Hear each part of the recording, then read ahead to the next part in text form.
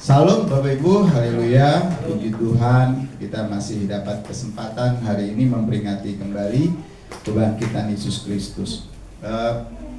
Renungan kita pagi hari ini saya kasih tema kebangkitan yang mengubah segalanya. Kita ambil ini dari Markus pasal 16 ayat 1 sampai 8. Bapak Ibu, Saudara, yang ingin saya bagikan kepada kita pada pagi hari ini bahwa Paskah seharusnya bukan sekedar perayaan tahunan, karena ini jadi kayak tradisi gitu Bapak Ibu. Kemarin Jumat Agung pagi-pagi sekali saya jam 3, jam 4, jam 1 udah terima ucapan di WA. Orang berebut saling mengucapkan. Dan barusan tadi pagi juga saya bangun itu udah penuh gitu. Setengah 5 saya bangun, jam 4 saya bangun udah penuh. WA ngucapin selamat merayakan kebangkitan Paskah. Akhirnya jadi rutinitas, dan ketika itu menjadi rutinitas biasanya akan kehilangan maknanya Bapak Ibu. Sama seperti kita hari Minggu ke gereja, kalau ini hanya sekedar rutinitas, kegiatan mingguan, kita hari Minggu harus ke gereja, maka makna beribadah itu menjadi hilang. Nah, saat ini adalah momen di mana terang, kita bisa lihat terang Kristus itu mengalahkan kegelapan.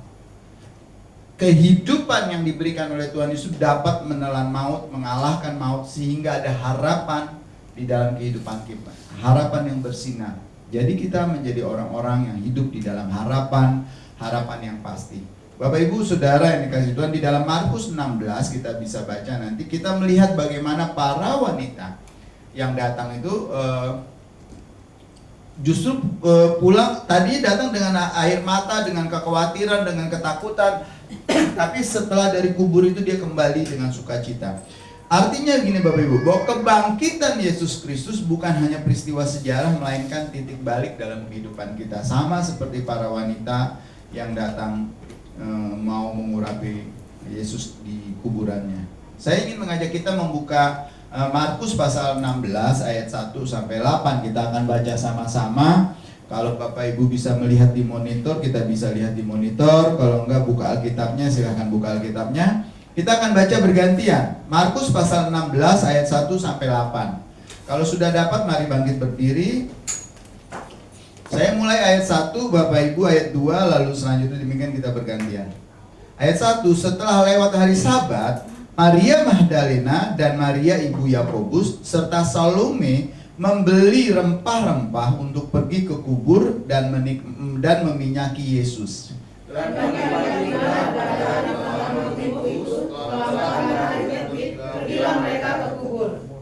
Mereka berkata seorang kepada yang lain, siapa yang akan menggulingkan batu itu bagi kita dari pintu kubur?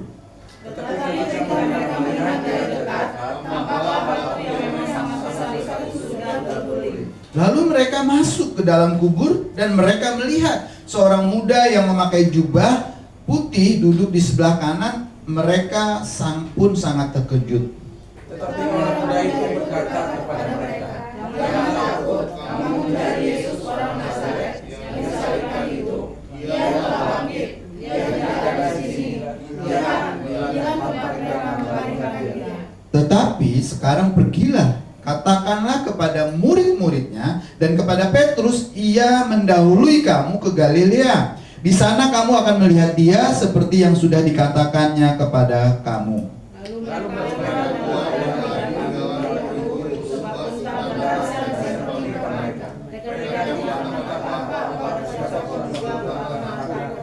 Dengan singkat mereka sampaikan semua pesan itu kepada Petrus dan teman-temannya. Sesudah itu Yesus sendiri dengan murid-muridnya diletakkan dari pintu tentang keselamatan yang kekal itu. Haleluya. Bapak Ibu silahkan duduk, puji Tuhan. Ini cerita tentang hal yang luar biasa yang kita terima, dan puji Tuhan kita bisa membacanya. Puji Tuhan juga pagi hari ini kita bersama-sama akan merenungkannya, dan saya harapkan ini bisa menjadi bekal, menjadi penerapan bagi kita di dalam kehidupan kita sehari-hari. Haleluya. Bapak Ibu, pertama-tama di ayat 1 sampai 4 itu berbicara tentang kubur kosong. Di sini dikatakan bahwa perempuan-perempuan itu mau datang ke kuburan Yesus setelah 3 hari, mau meminyaki, mengurapi Tuhan Yesus itu menjadi kebiasaan. Karena sekali lagi bukan tradisi pada masa itu, kuburannya itu orang dikubur itu nggak kayak kita. Kalau kayak kita di Indonesia ini orang dikubur, atau pada zaman sekarang orang dikubur ditanam di dalam tanah. Tapi pada masa itu enggak, ditaruh di goa. Kalau Bapak Ibu pernah ke Toraja, ya itu ada di bukit ya Pak Roy, di Toraja, di bukit. Ditaruh di gua-gua di lubang bukit batu di atas itu di lubang. Enggak dikubur, enggak ditanam, sehingga membutuhkan kalau sekarang orang namanya di formalin. Tapi kalau zaman dulu itu dirempah-rempahi, diminyakin jadi awet. Makanya kalau di Mesir itu kayak di piramid itu adanya mumi isinya. Karena orangnya jadi awet tubuhnya, dirempah-rempahi. Nah, itu menjadi kebiasaan pada masa itu di Timur Tengah. Makanya perempuan-perempuan itu pagi-pagi sekali, Maria Magdalena, Maria Ibu Yesus, dan juga Salome itu pergi ke kubur itu membawa rempah-rempah untuk meminyakinya. Tapi yang menjadi persoalan adalah ketika di dalam perjalanan, dikatakan di sini para wanita datang pagi-pagi ke kubur dengan maksud mengurapi Yesus, tubuh Yesus. Mereka khawatir lalu dengan batu besar yang akan digulingkan. Bapak Ibu Saudara yang dikasih Tuhan, batunya besar. Siapa yang akan gulingin batu untuk kita? Kata para wanita ini. Batunya besar, kita nggak bisa nih. Bapak Ibu Saudara yang dikasih Tuhan, ini sebenarnya menjadi hal yang lucu gitu. Batu, kekhawatiran mereka tentang siapa yang akan menggulingkan batu kubur, dan suatu kejadian yang menghilangkan kekhawatiran mereka terjadi, yaitu batu itu digulingkan. Tetapi persoalannya adalah gini Bapak Ibu. Mereka pergi pagi-pagi sekali dengan maksud yang baik, dengan tujuan yang baik, tapi mereka dengan persiapan yang kurang baik. Tidak terlalu baik. Tidak terlalu baiknya gini Bapak Ibu. Mereka cuma pergi buru-buru bawa rempah-rempah nih. Semoga ibu-ibu di sini, para wanita di sini nggak seperti ketiga wanita yang mau ke kubur Yesus ini. Dia pergi, di tengah jalan baru ingat, loh kita kurang ini, kurang ini. Kita suka kayak gitu kan. Saya kadang-kadang juga suka kayak gitu. Bu Yanti juga kadang-kadang kalau udah di jalan, kompor dimatiin belum? Aduh, handphone mana nih? Ke bawah nggak? Atau ini, kita kadang-kadang di tengah jalan suka ingat hal-hal yang sepertinya ketinggalan gitu. Nah, perempuan-perempuan ini juga gitu.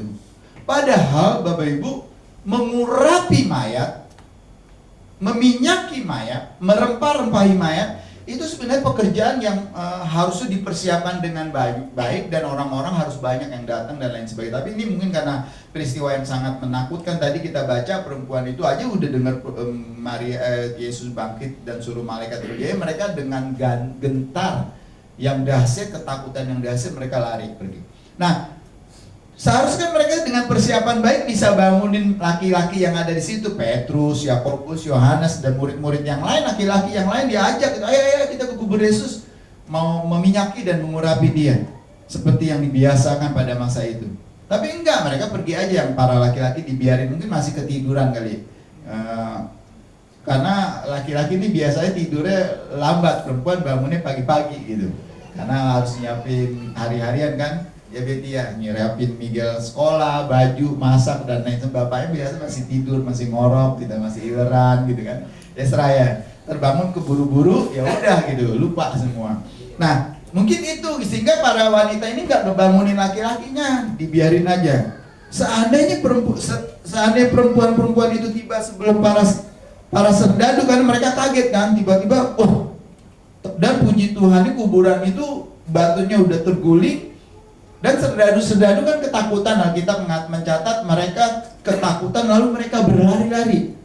Coba kalau waktu itu para serdadu nggak lari, mungkin tambah masalah lagi dulu. Bapak Ibu Saudara yang dikasih Tuhan, mereka melihat batu yang sudah terguling. Inilah hal pertama yang membuat mereka takjub gitu. Tapi satu hal yang memprihatinkan, mereka lupa, ya. Perhatikanlah Bapak Ibu, bahwa orang-orang yang digerakkan semangat yang kudus mencari Kristus dengan tekun akan mendapati bahwa kesulitan-kesulitan yang menghadang mereka telah lenyap dengan cara yang ajaib, dan mereka sendiri ditolong melebihi apa yang mereka harapkan. kekhawatiran sudah menghambat mereka, ketakutan sudah menghambat jalan mereka jadi nggak lancar dan lain sebagainya. Tapi mereka lupa kalau Yesus berkata bahwa Dia akan bangkit. Nah, ketika kekhawatiran mereka itu mereka hadapi, ternyata Tuhan sudah bekerja lebih dahulu, bikin mukjizat dengan memindahkan batu itu. Bapak Ibu Saudara yang dikasihi Tuhan, banyak dari kita datang di dalam kehidupan kita ini dengan penuh kekhawatiran. Ada batu-batu mungkin yang menghalang, yang seolah-olah menghilangkan harapan kita. Batu-batu besar apa yang ada di hadapan Bapak Ibu? Jangan khawatir, Tuhan akan bekerja. Selama niat kita tulus, hati kita murni, pikiran kita jujur tulus untuk melakukan sesuatu yang lebih besar. Batu yang terguling itu Tuhan telah lebih dahulu bekerja. Masalah kita sebenarnya kan ada orang bilang gini, bukan masalah kita yang besar, tapi Tuhan kita lah yang luar biasa. Jadi jangan pernah takut gitu. Bahkan kalau kita perlu belajar, jangan pernah lihat gajah yang semut di seberang lautan, berkat yang jauh yang kelihatannya kecil, sementara berkat di depan mata gajah segede gaban itu kita nggak lihat. Kalau kita balik hal itu gitu. Kadang-kadang kita tidak melihat berkat-berkat yang melimpah yang Tuhan siapkan bagi kita. Kita melihat sesuatu yang kita harapkan, yang jauh, yang kita ingini, yang sepertinya Tuhan tidak menyediakan jawaban. Bapak Ibu Saudara yang dikasihi Tuhan, kubur yang kosong membuktikan bahwa maut tak berkuasa atas Tuhan Yesus. Dan jika Dia menang atas maut, Dia juga berkuasa atas segala pergumulan, masalah, sakit penyakit, apapun yang kita hadapi. Kita bisa khawatir, boleh. Kita mengalami ketakutan, bisa. Kita mengalami kegentaran, iya. Tapi jangan sampai itu menjadikan kita mundur atau hilang harapan. Karena letakkanlah harapanmu di dalam Yesus. Karena Yesus sudah membuktikan perkataannya, janjinya itu pasti. Bahkan ketika Dia bilang Dia mati 3 hari, Dia bangkit, itu dibuktikan. Maka Bapak Ibu Saudara yang dikasihi Tuhan, harapan di dalam Yesus itu pasti. Sama seperti ketika para malaikat di ayat 5-7 yang memberitahukan, bahkan mereka berkata, jangan takut, Yesus telah bangkit. Malaikat memberitahukan kepada para wanita ini, jangan takut, Ia telah bangkit. Ini adalah pesan yang diberikan Tuhan untuk kita semua. Ini bukan kutuk, bukan penghukuman, tapi adalah pengharapan. Ketika mendengar berita kematian bagi kita bersama-sama turut berduka sama Pak Roy karena mamanya boleh dipanggil Tuhan. Dari satu sisi mungkin ini kesedihan, dari satu sisi ini mungkin kehilangan, tapi di sisi yang lain ini adalah sukacita. Ya Pak Roy ya, karena dia sudah bersama-sama dengan Tuhan. Bapak Ibu, ini adalah pesan yang diberikan Tuhan bahwa kematian itu bukan kutuk karena ada harapan di situ. Bukan penghukuman karena ada kehidupan kekal di situ. Orang Kristen mati 1 kali. Itu pesan Tuhan. Lalu kita dibangkitkan. Kalau orang yang belum percaya sama Tuhan Yesus mati 2 kali, mati dalam dosa, mati kehilangan harapan, dan mati ke tubuh kekal. Pesan ini tidak berhenti di situ Bapak Ibu. Malah para wanita itu diperintahkan untuk pergi memberitakan bahwa Yesus Kristus akan mendahului mereka ke Galilea. Pertanyaan bagi kita gini Bapak Ibu, kenapa sih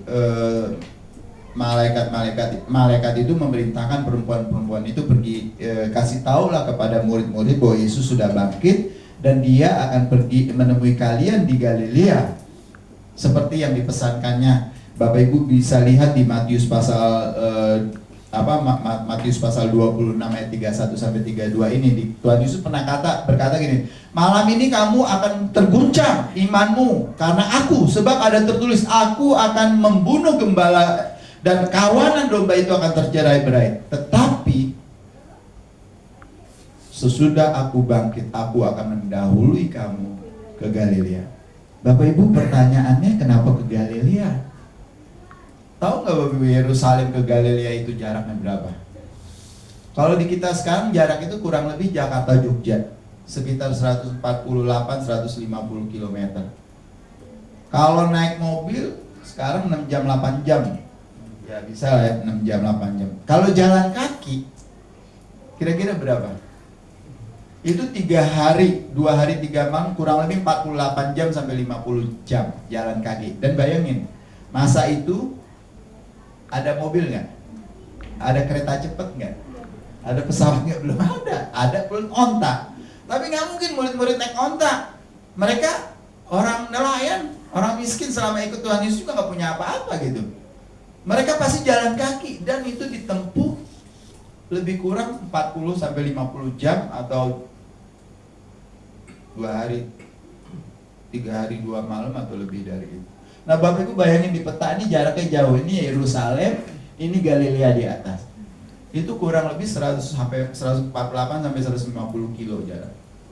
Kenapa Tuhan Yesus harus nyuruh mereka dari Yerusalem, di mana tempat Bukit Golgota ada, Yesus disalibkan di situ, dikuburkan di situ, dan dia bangkit, dan menyuruh murid-muridnya pergi ke Galilea? Kurang lebih 3 hari 2 malam. Mau ngapain Bapak Ibu? Ada keperluan nggak? Pasti ada maksud, ada tujuan. Jarak dari Yerusalem itu jauh, bukan jarak yang dekat. Waktu tempuhnya juga. Ini merupakan salah satu wilayah utara. Wilayah ini terkenal dengan lembah yang hijau, bahkan di situ ada Danau Galilea yang terkenal. Makanya kalau orang ke Yerusalem itu jalan-jalan pasti ke Danau Galilea, makan ikan petrus katanya gitu. Jadi itu daerah hijau, daerah kuning. Tapi persoalan bukan daerah yang bagus itu. Kenapa murid-murid disuruh melakukan perjalanan untuk bertemu Yesus yang bangkit di Galilea? Pasti ada maksud Bapak Ibu. Dalam perjalanan menuju Galilea, mereka akan mempunyai cukup waktu untuk menenangkan diri. Kan waktu Yesus ditangkap, murid-murid pada lari kan. Hanya Petrus dari jauh sembunyi-sembunyi.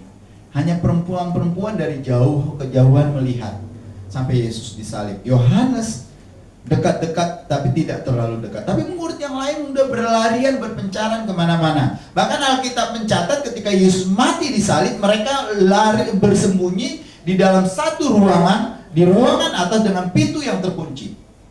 Mereka ketakutan dengan para imam-imam dan tentara-tentara Romawi untuk takut ditangkap juga. Mereka bersembunyi. Saat itu kepanikan memenuhi pikiran para murid. Harapan mereka sudah hilang. Guru yang luar biasa yang bisa membangkitkan orang mati, yang bisa berjalan di atas air, yang bisa merubah roti dan ikan untuk 5.000 orang, sudah mati. Ini sudah 3 hari. Mereka mengalami ketakutan yang luar biasa. Makanya butuh waktu untuk menenangkan diri, menjernihkan pikiran mereka lagi, untuk bisa mengingat perkataan-perkataan guru mereka. Makanya butuh jalan Bapak Ibu. Ya kan 3 hari 2 malam atau 4 hari kurang, pokoknya sekitar 48 sampai 50 jam mereka jalan kaki. Tujuannya agar mereka bisa merenung kembali. Makanya ketika ketemu di Galilea, mereka antara yakin dan tidak yakin, itu guru, bukan itu hantu dan lain sebagainya. Tapi akhirnya Petrus bilang itu guru, dan mereka akhirnya cepat-cepat berlari. Nah Bapak Ibu Saudara yang dikasihi Tuhan, kalau mereka terus-menerus berada di Yerusalem, di mana ada orang-orang asing pada masa itu, musuh mereka, orang-orang yang mengintimidasi mereka, mereka tidak bisa pulih dari rasa takut mereka udah pasti. Mereka nggak bisa lagi berpikir jernih. Mereka nggak bisa lagi ingat-ingat perkataan Tuhan, ajaran-ajaran Yesus yang selama mereka 3,5 tahun bersama-sama, karena ketakutan. Kan kadang-kadang kita suka kayak gitu ya Bapak Ibu. Datang masalah, kita tuh kadang-kadang lebih paniknya dulu datang. Nah ketika panik datang, kita lupa bahwa Tuhan kita itu lebih besar dari masalah yang kita datangi. Kita lupa ketika ada pergumulan, ada badai, ada hantaman yang menghantam hidup kita, langsung tertekan seringkali. Kita lupa Tuhan kita lebih besar. Nah ini sering terjadi. Makanya perlu ketika Bapak Ibu ada masalah, ketika Bapak Ibu ada persoalan, ada pergumulan, ada sakit penyakit, ada apapun, diam dulu. Tenangkan dirimu, jernihkan pikiranmu, biar kita bisa ingat apa janji Tuhan bagi kita. Bahkan di situ Tuhan bisa berbicara kepada kita. Ini salah satu alasan kenapa para murid disuruh pergi ke Galilea dari Yerusalem. Kan sebenarnya bisa aja nunggu di Yerusalem, ketemu di Yerusalem gitu loh. Tapi enggak, Tuhan Yesus bilang, aku akan mendahului kamu di Galilea. Dan malaikat mesen. Ingat pesan Yesus, buat dia akan mendahului kalian ke Galilea, maka kalian harus pergi ke Galilea. Makanya perempuan-perempuan yang melihat kubur kosong itu, dengan takut dan gentar dia datang kembali ke mana murid-murid berkumpul dan mengatakan, Yesus sudah bangkit, kuburnya kosong, kita disuruh ke Galilea. Lalu mereka pergi ke Galilea. Mereka pergi ke Galilea. Tapi sepanjang perjalanan itu di mana Tuhan mengharapkan mereka bisa menjernihkan pikiran mereka, menenangkan hati mereka, mengingat kembali perkataan-perkataan Tuhan, mereka masih tetap galau. Kenapa? Bukti Petrus bilang, saya mau pergi menangkap ikan. Murid-murid pada ikut semua. Dan semalam-malaman dibilang apa? Mereka nggak dapat ikan.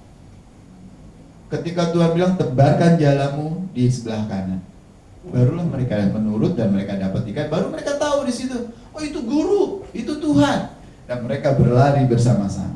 Bapak Ibu Saudara yang dikasihi Tuhan, sekali lagi dalam hal ini kita belajar bahwa kebangkitan Tuhan Yesus memberikan harapan kepada kita. Kebangkitan Tuhan Yesus menghilangkan putus asa kita. Jangan simpan sendiri. Pengalaman ini harus kita bagikan. Bapak Ibu Saudara yang dikasihi Tuhan, pesan ini bukan untuk disimpan sendiri. Kita dipanggil untuk menjadi saksi tentang Yesus yang bangkit, membawa harapan kepada orang yang putus asa, membawa terang kepada mereka yang ada dalam gelap. Kita ingat Bapak Ibu, sekali lagi belajar daripada guru, para murid-murid dan wanita ini. Wanita ini pagi-pagi sekali ke kubur, kubur itu kosong. Dalam kekhawatiran mereka, Tuhan sudah bekerja. Tapi bukan berarti kalau gitu Pak Yan kita khawatir aja lah terus biar Tuhan bekerja, bukan begitu juga gitu.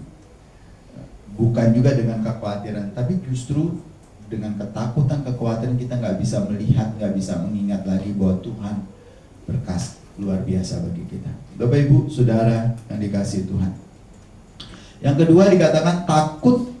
Ketakutan bukanlah akhir dari cerita. Di ayat 8 menunjukkan bahwa perempuan-perempuan itu dikatakan gemetar dan takut dengan dahsyat. Mereka pergi dan mereka belum langsung memberitakan kabar itu karena ketakutan, namun kita tahu kemudian mereka bersaksi dan menyampaikannya kepada murid-murid. Mereka keluar cepat-cepat dan lari meninggalkan kubur itu, dikatakan sekuat-kuatnya untuk menemui para murid. Catatannya dikatakan gini, sementara gentar dan dahsyat menimpa mereka. Walaupun mereka ketakutan, mereka berlari. Kenapa perempuan-perempuan ini takut ketika lihat kubur Tuhan Yesus kosong? Bukankah dia bilang aku akan bangkit? Itu dia tadi Bapak Ibu. Ketakutan, kekhawatiran, kecemasan kadang-kadang menutupi mata hati kita, menghalangi iman kita untuk melihat Tuhan yang luar biasa yang turut bekerja. Lihatlah betapa seringnya kita menjadi musuh sebenarnya bagi diri kita sendiri, menyepelekan diri kita sendiri, padahal diri kita memiliki kekuatan yang luar biasa. Tuhan Yesus berpesan gini, seandainya kamu punya iman sebesar biji sawi, kamu bisa mindahkan gunung. Itu pesan Tuhan jelas sekali bahwa Bapak Ibu, pengharapan kita di dalam Yesus Kristus itu luar biasa.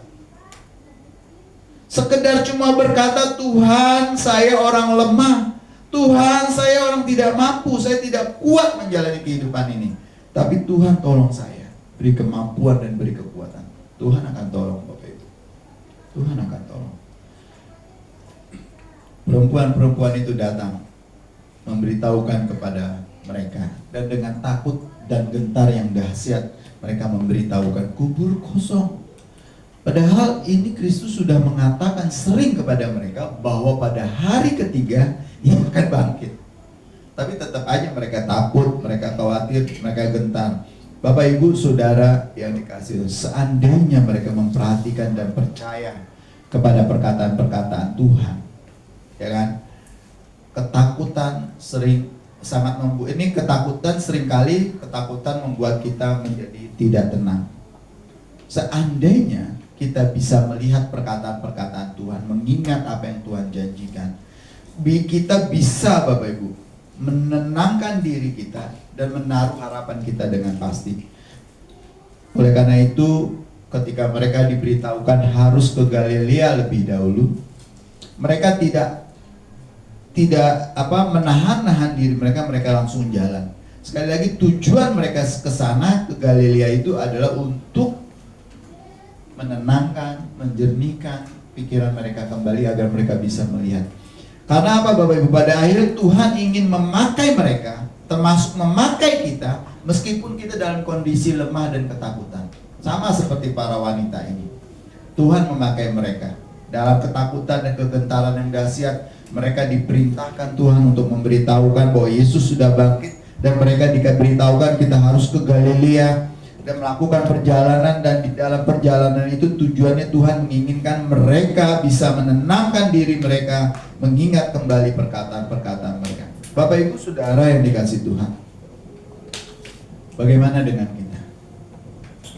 Bagaimana dengan kita? Mungkin kita kadang-kadang takut untuk menceritakan kebesaran keagungan Tuhan, tapi mari kita belajar seperti wanita ini. Meskipun takut, meskipun gentar, mereka tetap kasih tahu Yesus sudah bangkit. Bapak Ibu, jangan mengasihi diri sendiri terus. Saya orang susah, saya banyak masalah, saya bergumul dan lain sebagainya. Tugas Tuhan, tugas yang diberikan Tuhan kepada kita satu-satunya adalah pergi ceritakan kasih Tuhan. Mau ibu orang susah, mau ibu orang banyak pergumulan, mau ibu memiliki penyakit banyak dan lain sebagainya, Tuhan ingin satu, pergi ceritakan bahwa Yesus sudah bangkit. Dan senantiasa belajar untuk menenangkan diri, karena Tuhan ingin mengajar kita, menuntun kita, membawa kita. Ingat, kuasa kebangkitan Tuhan seharusnya mendorong kita untuk keluar dari ketakutan kita. Tuhan aja udah bangkit, Dia mengalahkan maut, Dia sudah bangkit, dan kebangkitannya membuktikan bahwa kematiannya tidak sia-sia. Yesus memang mati di salib, tapi Dia bangkit, memberi harapan kepada kita. Inilah sebabnya mengapa kita harus sungguh percaya bahwa Yesus itu adalah juru selamat satu-satunya di muka bumi ini. Dia bangkit, Dia membuktikan dirinya. Bapak Ibu Saudara yang dikasihi Tuhan, harapan kita tidak sia-sia. Sekali lagi, seperti para wanita ini, kebangkitan Yesus mengubah kematian menjadi kehidupan. Kebangkitan Yesus mengubah ratapan di mana para wanita itu ketakutan menjadi pujian, dia memuji Tuhan. Ketakutan menjadi keberanian.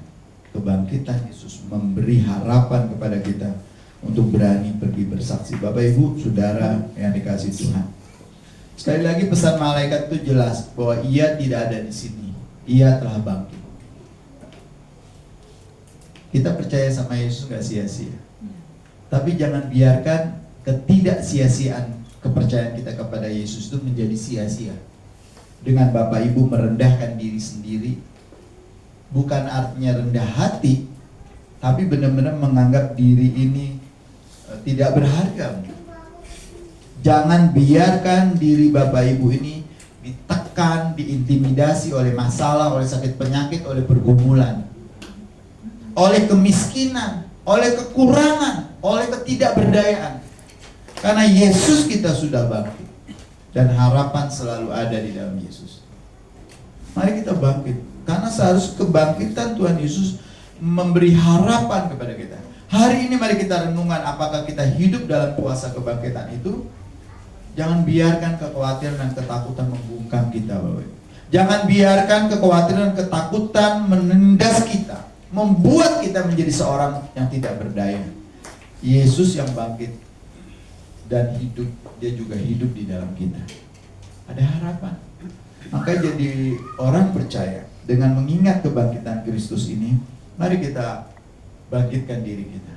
Bapak Ibu, dengan adanya semangat, otak kita kebuka, jalan keluar selalu ada, pikiran-pikiran selalu ada. Dan dengan anugerah dan kebaikan Tuhan akan menolong kita, membuka jalan bagi kita. Tapi kalau kita selalu seperti kayak murid-murid para laki-laki itu berdiam diri, bersembunyi di kamar, ketakutan, kecemasan, kekhawatiran menghimpit mereka sehingga mereka tidak tahu bahwa Yesus sudah bangkit. Seperti perempuan-perempuan 3 orang yang pergi ke kubur itu. Jangan biarkan hal yang menghantam kita, hal yang menghimpit kita, hal yang menekan kita membuat kita menjadi kerdil. Tapi mari kita bangkit karena Yesus sudah bangkit.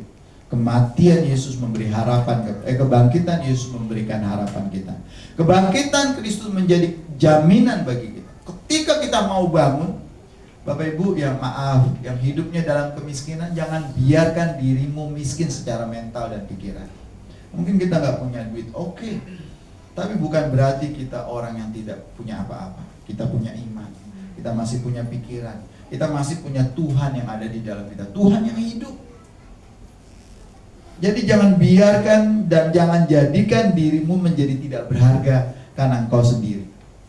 Petrus sudah disuruh pergi ke Galilea, padahal kalau dia ingat, murid-murid ingat itu perkataan Tuhan Yesus bahwa aku akan dikubur, akan dianiaya, akan mati, akan dikubur, pada hari yang ketiga akan bangkit dan aku akan mendahului engkau ke Galilea.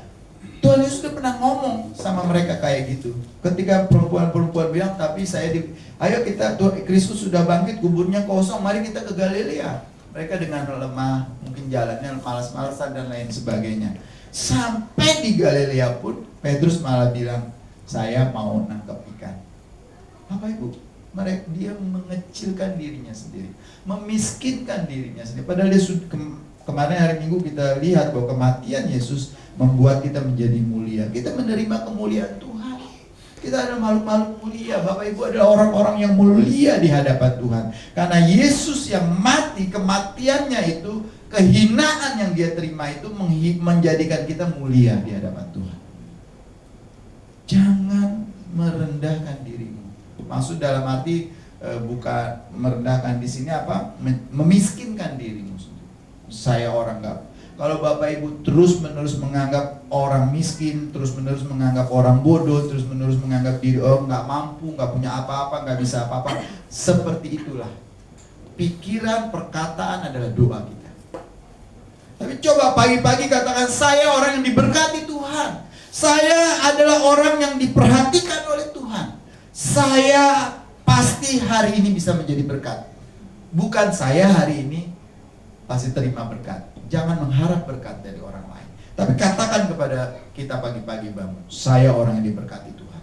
Dan saya akan menjadi berkat bagi orang lain. Itu doa, itu perkataan, dan itu yang akan Tuhan dengar. Tapi kalau pagi-pagi kita bangun, aduh saya orang kecil, saya orang susah, saya nggak bisa apa-apa. Ingat, perkataanmu adalah doamu. Dan Bapak Ibu orang benar, amin. Karena kita sudah dibenarkan Tuhan. Betul nggak? Ya Meti ya? Tuhan sudah membenarkan kita. Kita orang benar. Dan perkataan orang benar, ya kayak besar kuasanya. Jadi hati-hati kita kalau ngomong. Para murid akhirnya ditolong Tuhan. Nah pagi hari ini Bapak Ibu Saudara yang dikasih Tuhan, saya mengajak, marilah dalam kuasa kebangkitan Tuhan itu kita hidup, kita bangkit dengan keyakinan bahwa Tuhan tidak pernah meninggalkan kita. Harapan di dalam Kristus selalu ada. Bapak Ibu, kalau bukan karena harapan yang ada di dalam Kristus, mungkin kita juga nggak kuat. Saya, Bu Yanti, Pak Roy, semua hamba-hamba Tuhan Majelis Gereja Ratu juga nggak kuat. Tapi kita punya harapan. Kita punya harapan. Yaitu harapan kita adalah kepada Tuhan yang hidup. Kita bukan kepada Tuhan yang mati. Mari kita kuatkan, kita bangkit bersama-sama dengan kebangkitan Kristus. Tuhan memberkati kita, mari kita tunduk kepala. Bapa dalam surga, kami berterima kasih untuk firman Tuhan yang kembali mengingatkan kami bahwa kuasa kebangkitan Kristus memberi harapan kepada kami, memberikan kepastian hidup kepada kami. Saat ini biarlah kami belajar menjadi orang-orang yang berani, menjadi orang-orang yang sungguh-sungguh yakin, karena Tuhan kami hidup, maka harapan kami tidak sia-sia. Kami percaya Tuhan bahwa kami adalah anak-Mu, orang-orang yang Kau tebus, umat pilihan-Mu. Biarlah firman ini mengingatkan kami, biarlah hari ini, di hari kebangkitan-Mu kami bisa berkata, kami orang-orang yang diperhatikan dan diberkati oleh Tuhan. Dalam nama Tuhan Yesus kami bersyukur, haleluya, amin. Tuhan, kita sudah diberkati.